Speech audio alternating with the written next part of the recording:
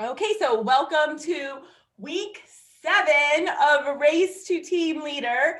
Woo! That is so exciting. Week 7, we've been on a roll. So many of you have been here showing up, watching the replay. I'm so excited about it. I'm getting so much good feedback from those of you that are doing it. And not only am I getting good feedback, we're also seeing results. People are recruiting and inviting people to look at the opportunity, and it's just so amazing. So I'm so happy that you are all here.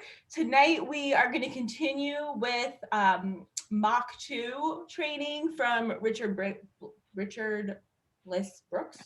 And we are actually on to module number 2 of this training. So, and just in case, in case you were trying to get the cheat sheets from last week, from week 6, Facebook was giving me trouble trying to upload those. So I just uploaded them tonight into the group. So if you were looking for those, I kept trying all week and it finally let me do it tonight. So with that being said, when I get off of here and I upload this Zoom call into Facebook, if you don't see those cheat sheets right away, it's not because I forgot about them. It's probably giving me trouble again. I don't know what's going on with Facebook. So just be patient. And if you can't be patient and you need the cheat sheets, just email me and I will email them to you.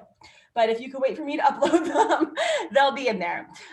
So let me go ahead and share my screen. And let's pull this up.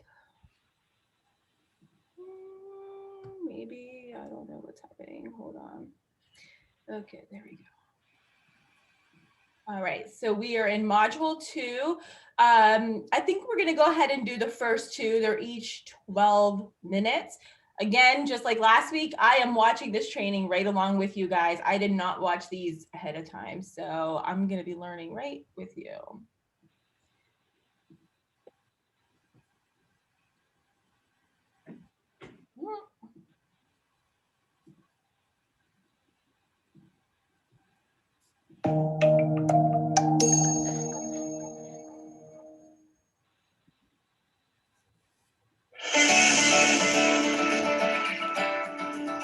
How you know what your current vision is really simple. So think about the goal that you set. Think about what it is you want. Think about the particular domain in which we're talking. So maybe it's about your fitness, maybe it's about your finances, maybe it's about your family. So think about that domain. Think about what you want out of that domain. And then just ask yourself, what have you been doing? If you look at just look at the last 90 days. What have you been doing for the last 90 days? Actually doing, like producing in the world to move you closer to what you want. So great example is fitness. So maybe you want to lose 20 pounds, right? So what people do when they want to lose 20 pounds is they spend $200 or $2,000 getting somebody to tell them, what do I need to do to lose 20 pounds? When we already know, we all already know what to do to lose 20 pounds, right? So probably need to eat different. And you know what? If you eat 1,500 calories and you burn 2,500 calories, you're going to lose weight, right? It's just a simple formula. So you don't need to spend all that money on the how-to. That's all. People that spend the money on the how-to, they're actually people that have an apathetic vision. They want to lose weight, but they have an apathetic vision, that procrastination vision. And so buying all the courses is their way of procrastinating. As soon as I get enough knowledge, then I'll lose the weight. So here's an example of what it looks like to be motivated to lose weight. Let's say you want to lose 20 pounds in the next 2 months. You want to lose 10 pounds a month, right? Okay. So what if I offer you $10,000 cash, tax-free, for each month that you lose 10 pounds? So by the end of the first month, if you lose 10 pounds, 10 grand cash to you, tax-free. You got it? What are you going to do for the next month? You tell me. You write the course. Like, lay it out for me. Are you going to lay around and eat Cheetos and watch TV? Not if you want the 10 grand, right? So notice how, under that situation, I'd get my butt in gear. I'd probably, hire a personal trainer and give them, hey, I'll give you $2,000 if you help me win 10 grand, right? So there's a bold move. You got to hire a personal trainer, or better yet, since you can't outrun your fork, the better thing to do is go hire a chef, somebody to come in, clean out your whole kitchen, clean out your whole pantry, go to the grocery store with you, teach you how to buy fresh, live foods, how to eat. And that's 80% of weight loss, right? But if there's $10,000 on the line, just look at what you would be doing around weight loss. Now that's a green light, on fire vision. You want to know what your vision is? Let's say you want to lose weight and you want to know, well, I wonder what my vision is. Just look at the last 90 days. What have you been doing? You've been like working out a little bit and then not, and eating pretty good for a day or two and then going off the wagon for 3 or 4 days. What's that about? Real simple. You got an apathetic yellow light vision. You want to lose 10 pounds, but it's not like somebody offered you 10 grand. You're not moving like that. And if you want to know, like, well, maybe I have a sabotaging red light vision, that's easy. You look at the last 90 days. Is what you've been doing for the last 90 days actually going to have you gain weight or lose weight? And if you've gained weight in the last 90 days, guess what? You got a red light vision around fitness. Same thing around money. So you got a business. You may say, oh, I need more training. I need to know what to do, Great. Well, tell me what your goals are for your business. And let's just let's look at a reasonable 30-day goal in your business. You tell me, what is the goal in the next 30 days? Reasonable. Like, maybe you increase business 10% or 20%. People say, oh, that's not very much. Well, 10% is 120% a year. I mean, that's over double by this time next year. And then that's 400% the second year, like double again. I mean, if you do it every year for 2 or 3 years, 10% a month is phenomenal. Anyway, so you just create the goal. Tell me what the goal is. So maybe the goal is sales are going to be in my team 10% higher, or we're going to recruit 10% more people, or I'm personally going to recruit 3 people, which probably is 300% more than I recruited last month, right? So you just tell me what the goal is. Now, same setup. 10 grand cash, tax-free, the end of the month, you get it done. That's the deal. So maybe your goal is, I'm going to recruit 3 people. Great. There's 10 grand in it for you if you get 3 people. You don't get to give them the money. You don't get to use the money. You got to do it legitimate. You got to have integrity. But if I gave you $10,000 tax-free to get those 3 people recruited, what would you do in the next month? I don't think you would go, spend $1,000 and fly halfway across the country and go to some 4-day boot camp on how to recruit people, or, start reading books on how to recruit people. I kind of think if there was 10 grand at stake, you'd probably start talking to people, even if you didn't think you knew how, right? Because there's 10 grand at stake. That's a green light vision. That's somebody that's on fire. So if you have had a goal about, I want to build my business, whatever the business is, you're in real estate, you're in insurance, you're whatever your business is, sales is the essence of all business. And if you're in a business that grows by having more salespeople on the team, real estate, insurance, network marketing, whatever, now you're in the recruiting business, because that's how you grow sales, not by getting people to sell more products so much, but just get more people selling your product. The biggest real estate brokerages in the world, they don't have each individual agent selling more real estate so much. That's not how they double their sales. They just go out and recruit twice as many salespeople. So if that's what you're up to, just look at the last 90 days. Have you been doing in the last 90 days what you can imagine doing if I gave you 10 grand to hit the goal? And just measure it against that. Because if what you can tell me is, what I would do in the next 30 days to get that 10 grand, that's what I've been doing in the last 90 days. Then what I tell you is you have a green light, on fire business. You're right on track. Don't change anything. Just stay the course, and it's coming. Bounty, abundance is coming for you, whatever it is you want. But if you look at the last 90 days and you say, wow, I've been procrastinating, I've been stepping on myself. I'm like 2 steps forwards, 3 steps back. I'm like distracting myself by going and seeing how much I can learn about something before I'm getting ready to get ready.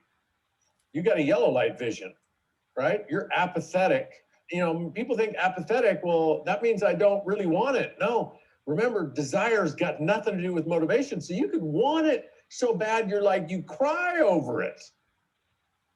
But if your story in your head, like the story that you believe, is that it's not inevitable, if that's not your vision, then your actions are apathetic. So just look at the last 90 days. That'll tell you exactly what your vision is. And if you've been actually undermining somehow your goals, you got a red light sabotaging vision. And you can be completely on fire in one particular domain, apathetic in another domain, and in sabotage in another domain. In fact, everything you can imagine yourself doing, you have a vision for, and they're all different. And just because you're maybe maybe a high school, college, amateur athlete, maybe because when it comes to athletics, there isn't anything that you can't see yourself winning at or being excellent at. And so when it comes to athletics or sports, your story is, I win every time, doesn't matter. There's some people that have that vision around games. So it's not athletics, it's actually games, like any board game or any card game. Like their story is, I win all the time. And they love it, right? They love games. They want to play games all the time. Why? Because their story is that they win all the time. Now, do they actually win all the time? Well, they might if they play people who have stories that sound like, I don't know enough to win every time. I need to study the rules more. Or I'm really bad at games. I can't remember the cards, like the apathetic, negative visions, right? So you could be a superstar at sports and be, a complete crumbler at games, or you could be a superstar at games and can't get out of your own way in sports. You could have an extraordinary marriage and be, dismal in finances. We have visions for everything. And the reason we're so sporadic around like our different visions is it's all accidental for us. We grew up not understanding this technology. This was not taught in school. And for me, I can't think of a more important subject than teach your kids how to motivate themselves. Whatever they want, teach them how to actually equip themselves to go get it.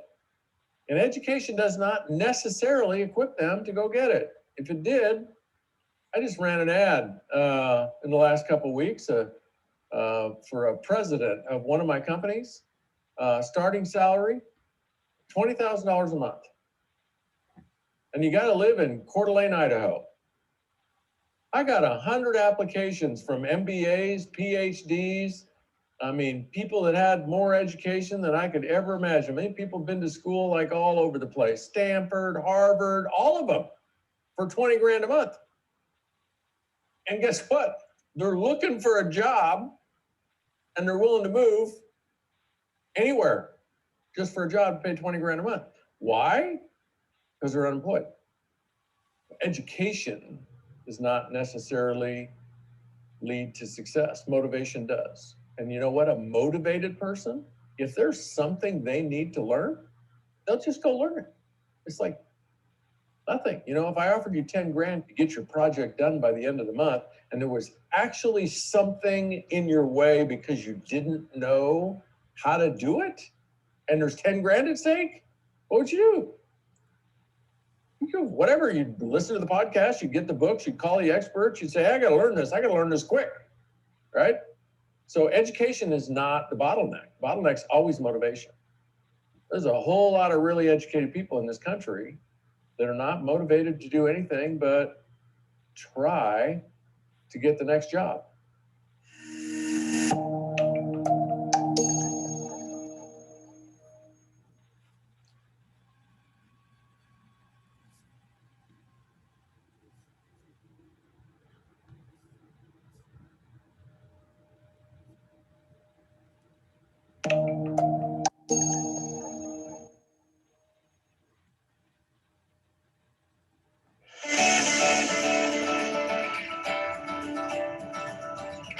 So where does the vision come from?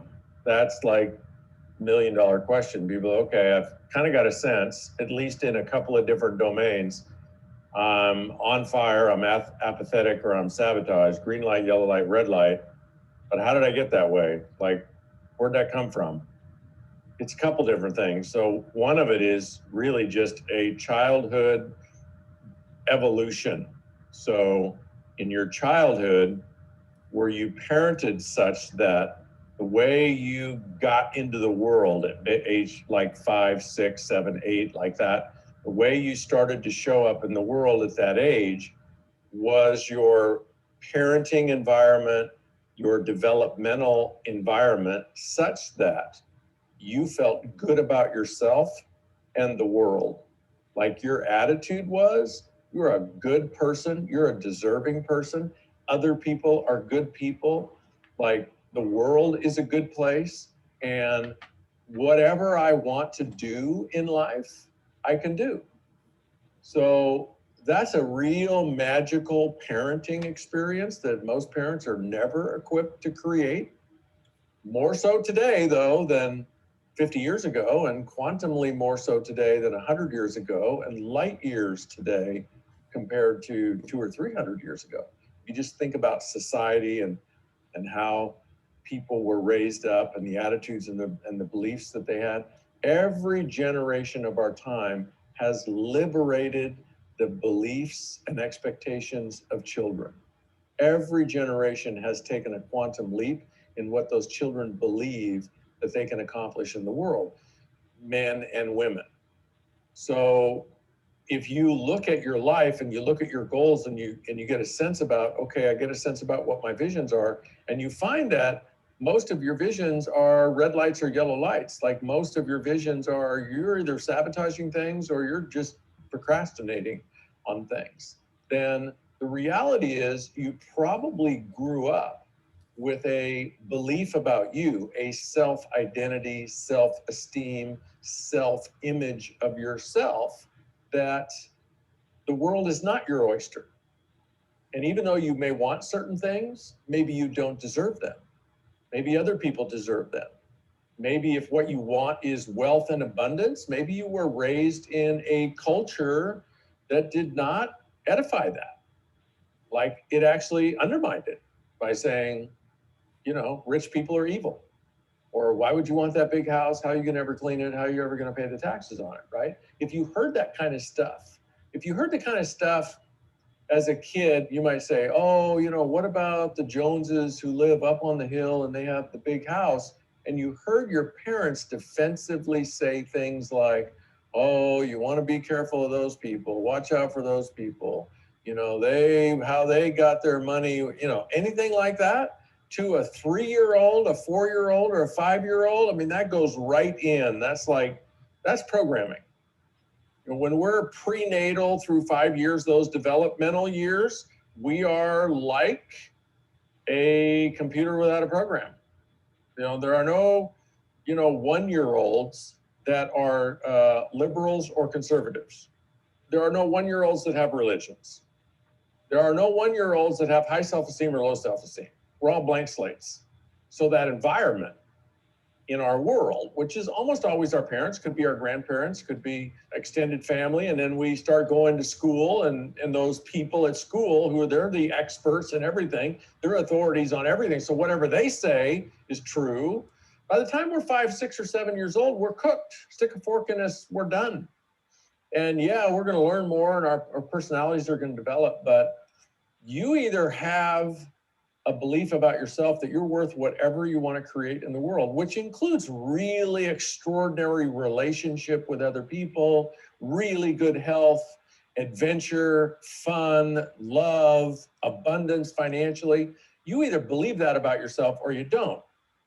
And so then how does that flow over into all of your visions? Well, if you had what we might call a red light childhood, then and if you could identify, 10 different visions that you have, the likelihood is most of them are going to be red light visions. It just bleeds into your visions. That doesn't mean you couldn't have a particular vision that you have excelled in.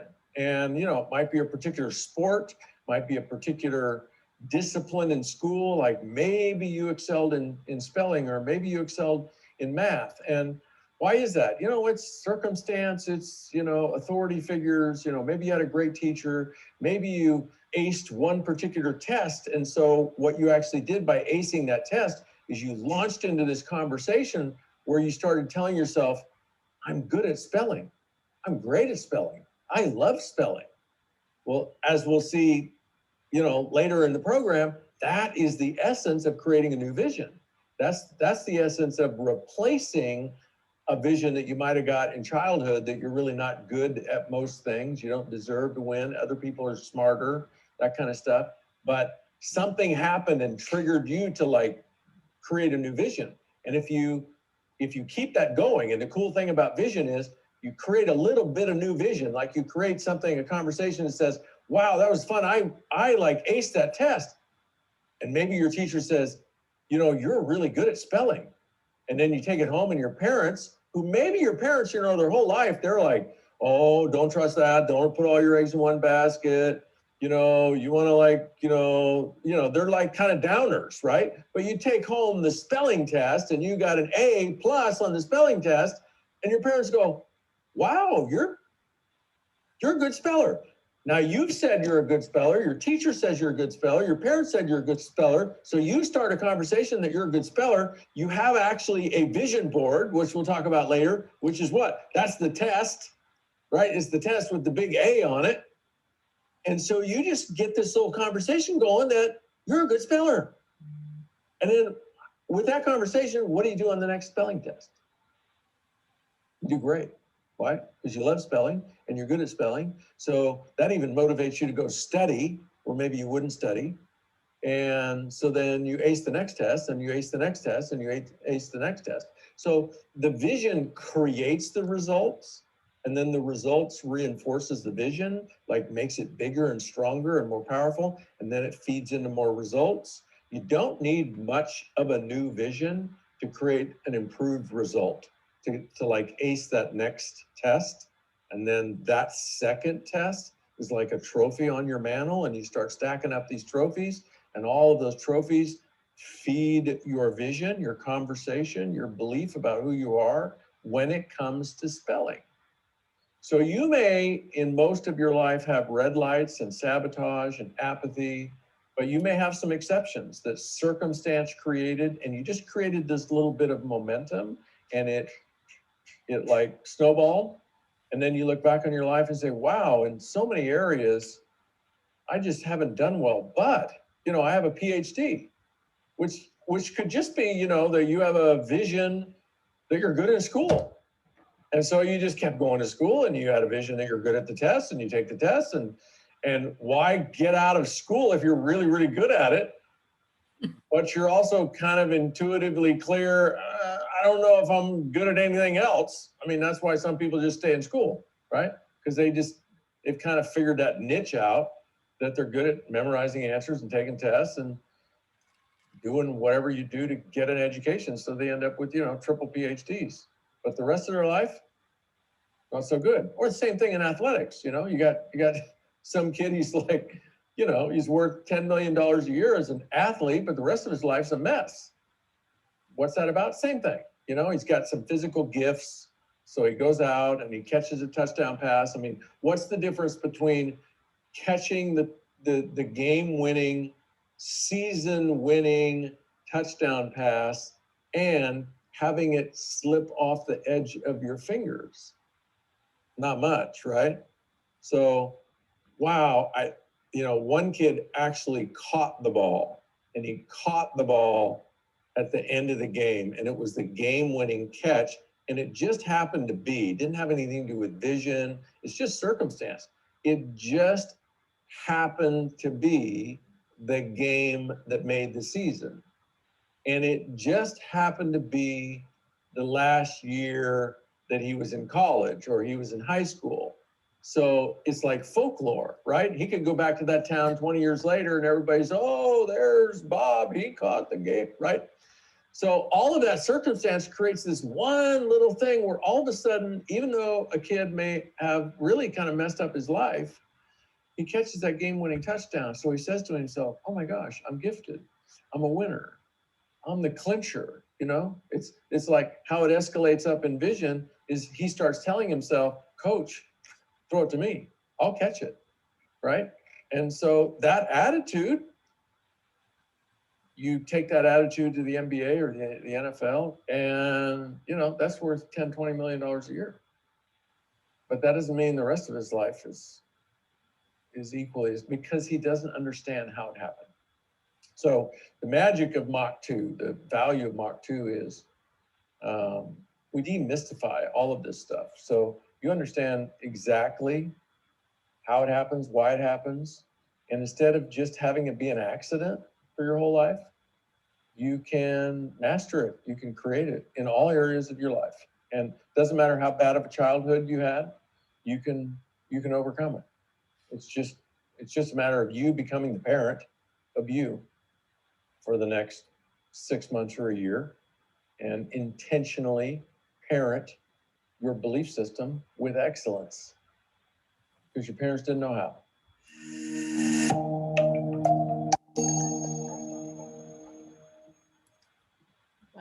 Well.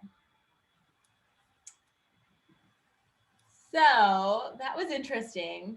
I'm going to tell you what I was thinking the whole time.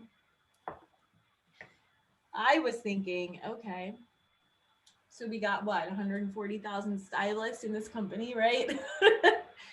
How many of them are yellow and red light thinkers? When he gave the analogy of playing a game and he asked, well, if you have a green light thought, if that's your thinking process, it's a green light thinking that you love board games, that you win every game. And he said, well, does that mean that every game you sit down to that you actually win? And he said, well, that depends. If you're playing against a yellow light or a red light thinker, then yeah, you're probably going to win.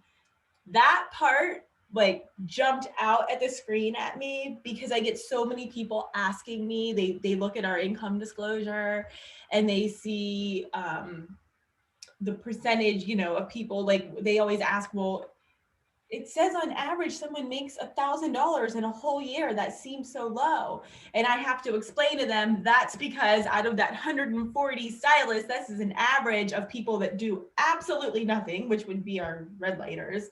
Then we have the people that do the bare minimum, which would be our yellow lighters. And then we have the people that just say, this is it, I'm going after it. And then those would be our green lighters. So how many in this company, if we just have that green light thinking and we're playing against the yellow and the red light thinkers, there's no reason why we can't just outrank every single one of them. Do you know what I'm saying? Like that's what I'm hearing when I see that. So it's just that matter of mindset and getting that motivation, as he said, getting that motivation. And he's like he said, you don't have to be born with that. That's something you can actually learn. And what we're learning here in these Race to Team Leaders is we now understand how we can change our circumstances just by changing our thinking. You know, and it sounds cliche, but mindset is everything. So once you have that mindset, and you believe that you can go out there and you believe that you're going to do this, then you will. You have to create that narrative. But I just loved I loved the green, yellow, red light analogy. And I'm sure you all have interpreted that in your own ways. So I'd love to hear about that. But that's kind of how my brain processed it, just kind of thinking how we are up against these other people in this company. There's no reason why any of us here couldn't soar to the top and be national executive directors as long as we maintain that green light thinking. Compared to the small players down here, we can just start climbing the ladder. So anybody want to chime in on what they took away or what they learned tonight?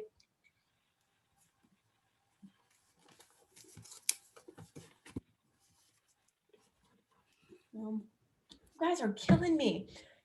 So quiet. It's so hard because I'm not there yet. Like I'm just not there yet, you know, and I want to know why? not. This is you.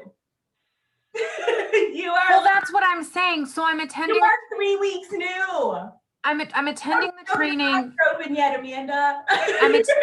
but I'm attending the training because I want to absorb it all. I know. All overwhelming. I So know. I'm just quiet and listening. And I'd love to hear anybody else's feedback because I'm just trying to be a sponge. I know. And and you know, I'm teasing you because I love that you're so new and you're here. I love that you're so new and you called me and we talked on the phone because you had questions. If I could get if I can just bottle up your integrity and your motivation and pour it out to everybody else, I would. I love you for that. So it's okay if you're like quiet about it. I'm just teasing you because I'm having the biggest kick out of the fact that you aren't even here a month yet and you're like kicking butt and you're like green light, green light, green light, green light, and I love it. Well, if we're gonna keep it real, I'm an addict. That's what we do. Listen, All go. Like we just go. We don't hey, know how to slow down on anything. that is a life skill you learned. It is. And you put the positive, and I'm like high-fiving you for that. I mean, that's amazing, amazing. So, yeah. Well, I'd like to say something. Yes. I think what I took away from between the two modules, the one thing that really struck me and I really connected with it is when he talked about,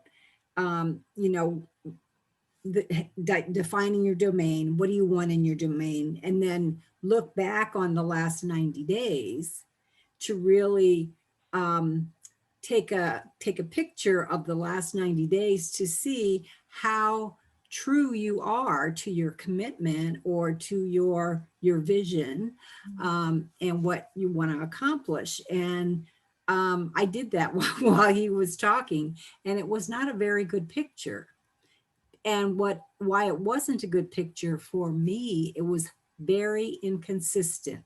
And he even talked about that, where you are, if you're doing the health thing where you're good for a couple days, then you drop off, then you get distracted, then you go do something else, then you come back and you work like hell and you hit your goal and everything's good, then you kick back, and it was definitely that for me this last 90 days.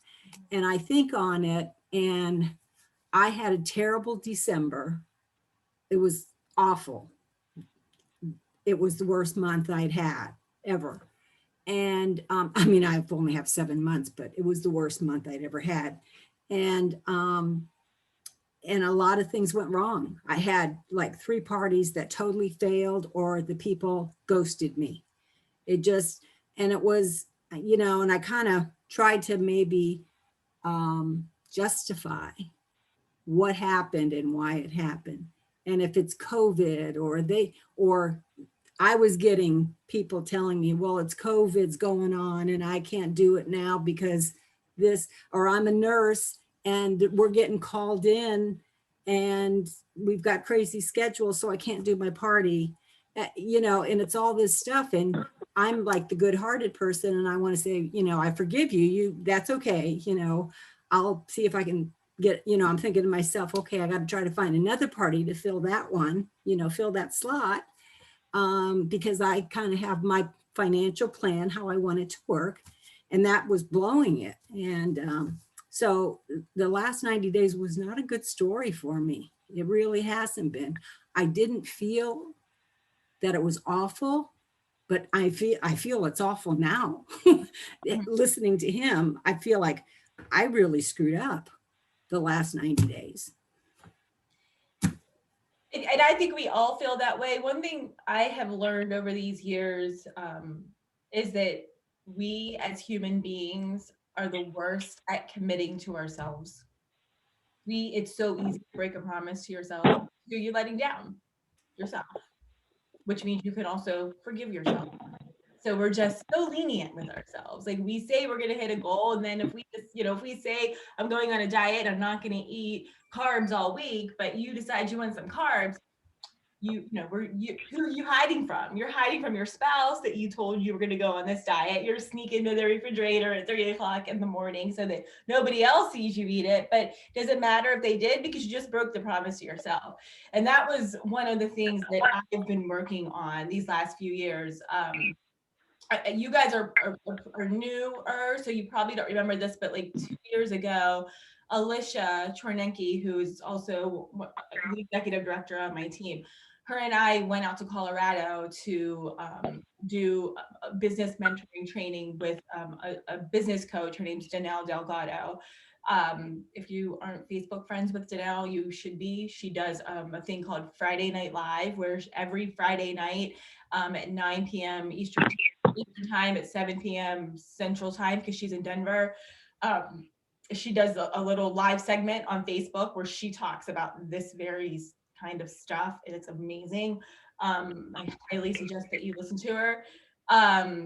But she talked to us about that, and she also talked to us about a thing called a 90-day run, which I thought was very crazy when Richard starts talking about reflecting back on your 90 days. Because Danelle teaches this thing called a 90-day run, where you set a goal and you accomplish it in 90 days. And so you just like run, you just give it everything you can for 90 days, but then you have to set a reward at the end that you're running towards. So whether that is, it doesn't even have, it has to just be within your life means. So like, if it's just a little weekend trip to the lake with your family at the end of that 90 days, then that's what it is. Or maybe you just go treat yourself to your favorite restaurant that's usually too expensive to go to on a weekly basis or something. Like, there has to be a reward at that end of the 90 days that has nothing to do with your business goal itself, because obviously that's a reward in itself. So like, say you set a goal to be a team leader in 90 days, that gives you 3 months to be a team leader. So you are just giving day in, day out, giving it all you have for 90 days, just not stopping, just going. Say you hit that in 90 days, not only are you reaping the rewards of team leader and getting all those benefits and the money that comes with it, but then you also go and you celebrate it in your own way by rewarding yourself with something special for you. And what you do by doing that is you start training your brain to stay committed to yourself. You're teaching your brain, oh, this is why I shouldn't break this promise that I made myself. Because unless you're rewarding yourself for something major at the end, that's why it's just so easy to break those promises to yourself. So there's definitely a correlation between setting a goal and then celebrating it with a reward for yourself. So that's just something that you guys can think about. And now that he brought that up, I'm going to go back through my notes, and maybe I'll talk to Alicia. Her and I can hop into the team and talk more about, there's all kinds of great tips that we learned about that 90-day run and how exactly to implement it.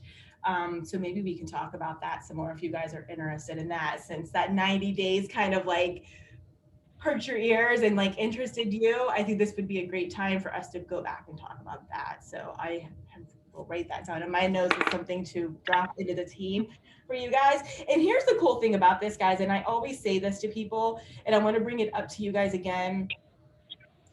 When you signed up for this business, I always say MLM is just a gateway to personal development. These things that we're learning are not only helping us in this business, but this is stuff it just enriches our lives in anything that we want to do. Health goals, financial goals, weight loss goals, better parenting goals, like whatever it is, like all this stuff that we learn. And the reason I'm going to point that out is I feel like knowing that also should make you feel so much more confident when you offer this opportunity to people. When you can confidently say to somebody, join our team, it's amazing. It's going to boost your confidence. It's going to make you a better person, and you're going to make some money while you're at it. And we're going to teach you how. That's the whole package. I mean, I had one of our stylists on our team today had called me. She has decided to leave the company for no other reason other than she just wanted to concentrate on her daughter and just be a stay-at-home mom, which I totally 100% respect. But we had this nice conversation today when she called me to tell me, and she wanted to tell me how much she loved Color Street and how much she will continue to use it. Her mom and her aunt signed up under her. So she's still going to be purchasing Color Street from them. She's still going to be advocating for their business.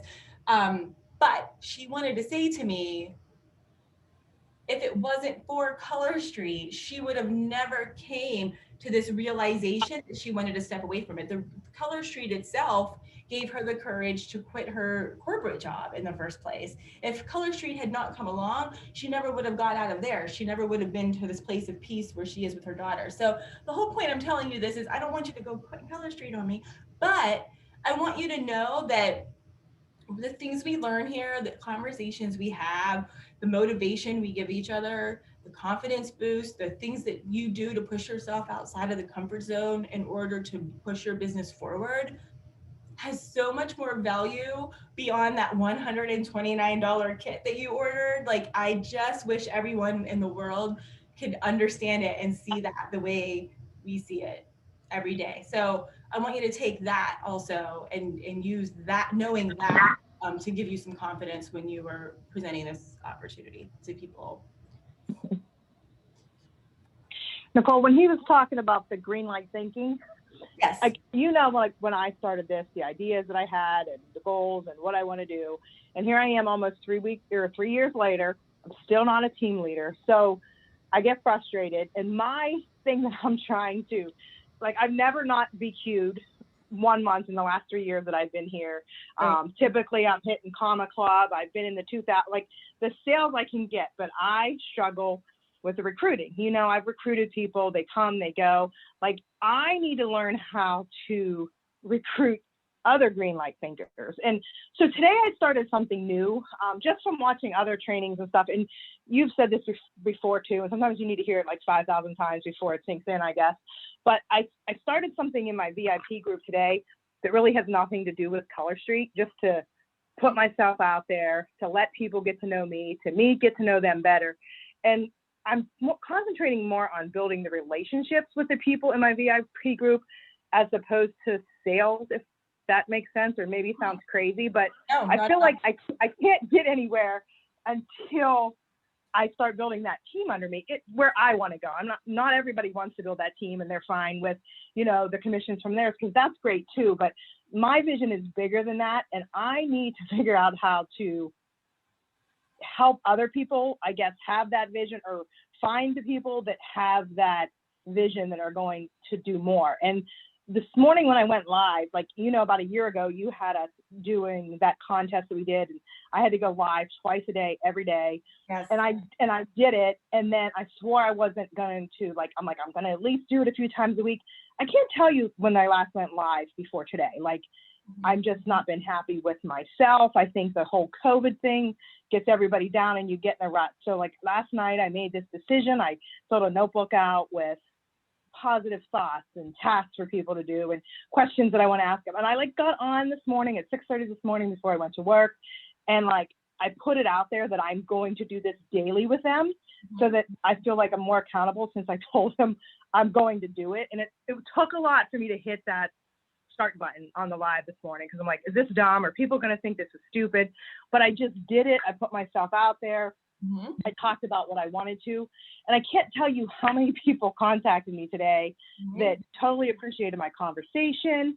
Some people bought nails from me today, and I didn't even discuss nails in this at all. Didn't even mention Color Street. It was something completely different. So I'm trying to put all the things that I've learned over these last 3 years that apparently I've ignored. And that's what I'm trying to do, to change up what I'm doing to maybe have a different outcome or better success as far as the team building. The sales, I'm not worried about. It's the team building that obviously I'm really struggling with. Right. And I love that. I love how, and I think you are definitely going in the right direction by building those relationships, because the reason people don't join these kind of companies is they don't trust them. There's a stigma. There's a stigma out there about MLM. People think they're a pyramid scheme, and they are not, you know, and people think, oh, okay, well, she might be making money, but like, is it even worth it? Things like that. But when you put yourself out there, not as a stylist and not as someone who's trying to sell things to them, but as you did today, where you just tried building a relationship, then you become this person they trust. And if they trust you, then they're going to be like, okay, well, I trust Mary Kay. And if she's doing this, so then the next time you do offer the opportunity, they're more inclined to listen to you. So that business or that relationship building is more about trust building. It's kind of the same thing. Relationship building and trust building is the same thing. There is no relationship if you don't have trust. It's the same as a marriage or a boyfriend or a girlfriend. Like there has to, for a relationship to exist, there has to be trust. And so that's the same thing with this business. People are not going to join unless they trust that it's the right decision. And so sometimes us just saying, here's a kit, it's $129, this is what comes in it, that's not enough to build trust. So we need to brainstorm ways like, how can we build trust? They need to hear our personal stories. They need to hear that we were real people who may have hesitated to join. Like, I don't have that story. Like, I have the story of I heard about Color Street and I was like, where do I sign up? Like, there wasn't a hesitation in my body to join. But that story is only going to help people like me that don't have a hesitation. They're like, oh, well, she doesn't hesitate, I'm not hesitating, you know. But like, there are probably people, Mary Kay, for you, for instance, that I know have been buying from you for years. So you need to ask yourself, why haven't they joined me? Mm-hmm. So, okay, so I have no people that know you, love you. I know this for a fact. I am one of them. So I know that it's not that they probably don't trust you. Maybe it's they just don't have enough information at hand. So maybe I would go back and do, if I were you, maybe just do an audit of your VIP and maybe just really look at what information you're putting out there about the business and make sure you're adding something new to that. So like, instead of like beating a dead horse and putting the same graphics out there, maybe you can come at it from another angle, you know, that's beyond just what's in the kit, or that's beyond the compensation plan. Maybe it's more talk about these trainings, talk about the friendships, talk about like the social aspect of it, talk about the confidence boost, talk about the personal development, talk about giving yourself a goal and how good it feels when you hit that goal. Because I feel like a lot of women right now, especially with COVID, who are home, they're with their kids, they're not seeing friends, they're not going anywhere, and they're feeling like this despair, and they don't feel like they don't have any real purpose other than to maybe cook and clean. Maybe this is something that, so maybe you could talk about how Color Street gives you something fun to do. It gives you a goal. It gives you a reason once a week to come into a social setting just like this and actually talk to other adults and get your mind thinking and share ideas. You know, that might appeal to somebody versus just, oh, she sells nail polish, you know? Right. Okay. Amanda, were you going to say something? Oh, She put it in the chat. I don't see the chat. I'm sorry. Hold on. She has to leave. Okay. All right. Okay. All right. So yeah. So Mary Kay, I think you should continue on the path of that relationship building, for sure, and go live. Because I remember the girls that you got, those came from that 28-day challenge, if I'm not mistaken. Yep. At least one of them. Yes, Yeah. they did. So I think you have that audience. You have that audience of people that like to see you live. They like to get to know you beyond Mary Kay, the stylist. They want to know more about you, what you do, what your life is like. So I would definitely, you know, obviously still post about your business at least once a week, but maybe change things up to the point where you're more so talking about yourself and your life and talking about your customers and their lives and getting that conversation going, and see how that changes for you. Right. Okay. Yeah, I'm still like posting throughout the day, but the live thing, like I'm doing this like acts of kindness and positivity and different things like that. And I told them, like, I give them tasks to do if they want to do it too, and I'm doing it with them, and just how to kind of lift each other up. And because I kind of said that to them, like, everybody's been in a rut and I'm just doing this for something positive. And I was honestly really surprised at how much feedback I got just from the first day that I did it. And it was like an 8-minute live. I was honestly surprised and thrilled, you know, because it obviously meant something to these people or they wouldn't have reached out to me. So I'm hoping I can just keep building on that. And because I think the relationships is where maybe I'm lacking. I have like 500 and some people in my group. And I said that too this morning, and I'm like, and I don't know all of you, and you don't all really know me. And I'm like, I'll take the responsibility for that. So this is what we're going to do. So I'm hoping we can have some fun with it. I love it. And we'll go from there. So That's awesome. Yeah, I love that. I love that attitude. And yeah, it's so amazing. Yeah. Okay. You good, Carolyn? Mhm.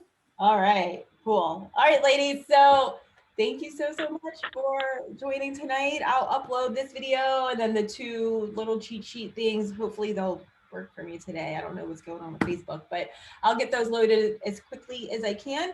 And then, so we're into a new month. So,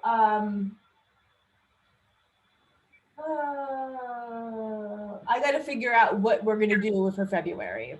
You know how I said I was going to kind of change up the days and the times just so to give everybody a chance. So I'm going to stick to that. So I'm going to take a look at my schedule, maybe run a little poll in the group. And so next week will be to be announced. Okay. Mhm. okay. All right, ladies, have a good night. Thank you so much. Thank you. Bye Good night. now. Bye-bye.